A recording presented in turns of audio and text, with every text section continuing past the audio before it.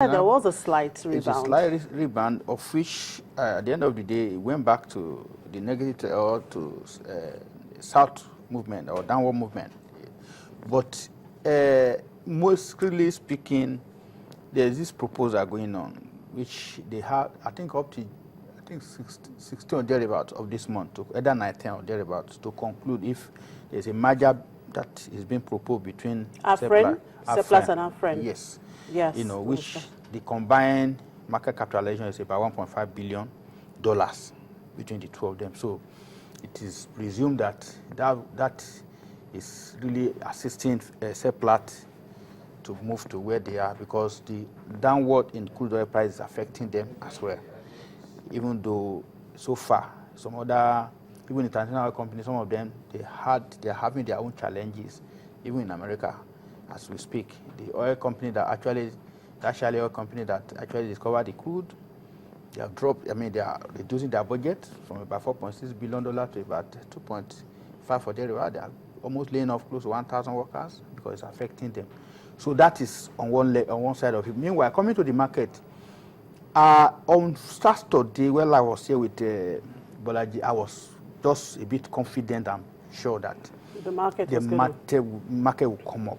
Actually, it came up, it gained about 0.30 on Monday before it went down massively on Tuesday. Yeah. Then if you notice the trend, there is this movement whereby it will get to a resistance level, a support level, before going back. For instance, Transcorp will come to about 2.80 before it go back.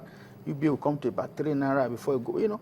Although, but on Tuesday, even Access Bank will come to about 5 naira 50 kobo before it go. But on Tuesday, became, you know, it became something else. It dropped below that support level. As a matter of fact, Access Bank was coming close to 4 naira, 70 kobo, 4 naira, 75 kobo. So it gives an impression like there is a kind of a new price of 2-3 years ago that we are trying to, they're trying to establish itself in the market, which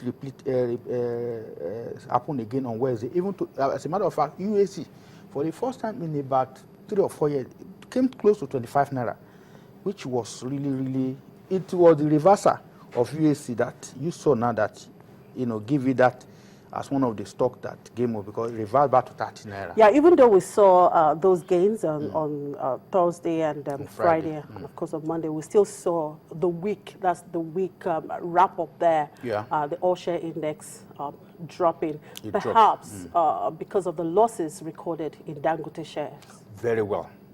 As a matter of fact, Dangote, it always have this 155 naira support, but at the matter of, it was almost dropping close to 150, and a 5 naira drop in Dangote, what's it called, price is close to $1 billion. It's close to 1 billion naira, because it has about 20 billion shares, in issue. So the bottom line of all these things is that it's like the market is struggling to assert itself based on this enumerated factor, because now we are really going into the year as it is, and it has been predicted between now and first or second quarter, we're going to see a lot of challenges in the market. Okay, in the week, we saw the first listing of the year. That's Transcorp Hotel. Coming up with about 4.6 billion shares. Yes, and I remember that last year it came up with an IPO. Yeah. Right. Yeah. So, what are your thoughts, and what are investors' sentiment towards that stock? I will really congratulate them. They were very lucky, honestly speaking. There are a lot of things that, sentiment that is attached to that IPO. Why I said they were lucky was, as at the time the offer came up, the market was around, I think, June or July last year. The market was still towards August. We've not got to the peak of this prices that we have now. So they were able to achieve a 52% subscription level, which give them a leeway for listing, which they did.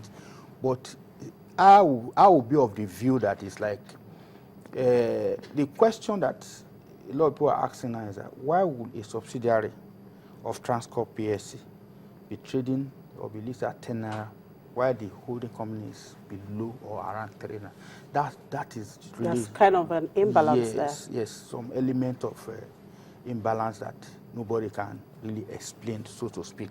So, and that is in a way, because the price, I'll be surprised if the price move beyond that 10 naira. I expect the price to move, because since that Friday, Thursday, when it was traded on Friday, there wasn't much activity on it, which is unusual.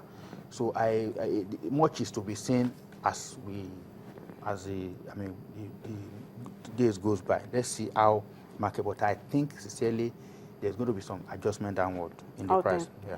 Right. Well, from what we listened from the NSE CEO, he had his year review for the market, and of course, he noted the fact that what is happening in the markets is as a result of the uncertainty in the global, macro economy, right? Yeah. And he pointed out that the market is not likely to experience much rebound until after the elections. So after the elections, what do you think is going to drive the market? A lot of analysis have been given that what is happening in the market, election is more or less like a political risk. It's more or less like 20% of the effect of what is happening. That even the crude oil is almost 80%. Crude oil, regulatory environment, and up and down is almost 80%. So if categorically somebody restricted it to the political terrain, I think it will be the assessment at that point will be too myopic. The broader perspective of it is after the election, what happens if the crude oil prices continue to coming down? There is fear, the tendency that if it comes down close to 40 naira, the market will drop to 25,000 basis points. In fact, there is some fear that before election it will drop. Some people are even saying it will drop close to 20%, because as we are moving close to the election, the uncertainty will really be getting momentum as it is. But we pray and we hope that after the election, if everything works well, there will be some movement. But so far, it will not. If the election went favorably, everything went, but the crude oil prices continue going down, it will really still be dicey for the market, because we still need the foreign investors, and of which the downward movement of crude oil prices will have effect on their portfolio. Well, let's just hope that the crude oil won't be going down further, because yesterday it actually closed at $50 I per saw barrel. it and Bloomberg today at $45. No. Okay. It's at $50. Brent crude is at $50. There was a rebound actually yesterday, which of course is a kind of good news for the global economy, and is as a result of some report by EIA. Okay. Yeah. Right. Now, another activity at the exchange this week is the delisting of Kaba Adabato and Avon Crancap. Right. Why were they delisted? Yes. For Avon Crancap, there was a company, I think from South America, from Bahamas, if I'm not mistaken, Wico or thereabout. They acquired the minority holdings from the company. So it's like they are now voluntarily telling the minority share. Ordinarily, they are even returning 1.90 kobo to their shareholder. That's per share. These are companies that over the years they have not been paying dividends, and you cannot even sell it. I consider it to be a big relief for investors, because why hang people's investment? Why hanging it there? No dividend. You can't sell those shares. Honestly, it's a good news to them. So where does that leave the investors? Fine, they are well off. Come and collect 1.90 per shares and use that money for something else. They can actually exit. Exactly. Yes, and they are telling them, because the foreign partner, they own about 70% of it, and the remaining 30% is what they are just giving out, and they just want to run as a private limited company as it is. So if a company you cannot sell and not pay dividends, telling you to come and collect 1.90 per unit, honestly, it's a good deal. Honestly. All right. The same thing goes for Kaba and Dabato. Kaba and Dabato, they do very well. They have, but I don't understand. Okay, we'll just hold your thoughts. Let's take a quick break. Thank you. We'll go on a short break. When we return, we will continue with the conversation. But this time, we will be looking at the Securities and Exchange Commission. Do stay with us.